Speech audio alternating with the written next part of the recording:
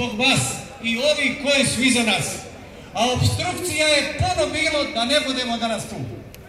Zato vas molim da kao ljude koji su Bosnu i Hercegovinu od agrarne i radničke zemlje pretvorili u srednje razvijenu i doveli na termin, da se posebno u ime organizatora i svih vas najiskrenije zahvalim našim većini naših sredstava javnog imaju priznanja za svoj rad i da najugroženiji budu nagrađeni sa nekom pomoći.